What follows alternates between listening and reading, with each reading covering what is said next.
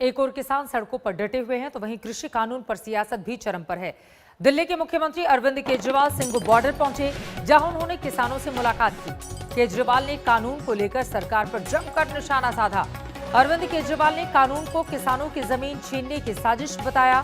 केजरीवाल के साथ deputy CM Manish Sisodia भी मौजूद थे। अब ये तीनों कानून लेके आए हैं। इन तीनों कानूनों के जरिए भी इनकी खेती भी छीनना चाहते हैं। किसान के पास खेती के अलावा तो कुछ होता नहीं है, उनकी खेती भी छीनना चाहते हैं। उनकी खेती भी उठा के बड़े बड़े दो चार इनके पूंजीपति दोस्त हैं उनको देना चाहते हैं। अगर खेती भी चली गई किसान की तो फिर वो कहां जाएगा? और तो तुमने इनके लिए कुछ करा नहीं। खेती करता है बेचारा किसान, खेती भी चली गई तो किसान कहां जाएगा फिर? तो जितने किसान आप सोच के देखो, इतनी ठंड में अपने घर के बुजुर्गों को और बच्चों को लेके जितने किसान बैठे हैं, वो अपने सर्वाइवल के लिए बैठे हैं। क्योंकि अब आर पार की लड़ाई बन गई है। जब खेती भी चली जाएगी और खेती पे बड़े बड़ी कंपनियों का अधिकार हो जाएगा तो किसान के पास कुछ भी नहीं बचेगा। तो अपनी खेती को बचाने के लिए बैठे हैं।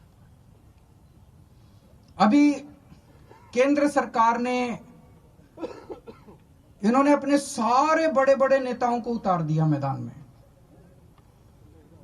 इन्होंने सारे मंत्री उतार दिए, सारे इनके मुख्यमंत्री उतार दिए इन्होंने मैदान में। आके भाषण दे रहे हैं इस कानून से किसानों का फायदा है।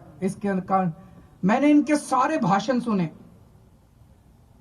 अभी तक मेरे को एक भी नेता इनका नहीं मिला जो इस कानून का एक भी किसानों को क्या फायदा होगा ये बता सके।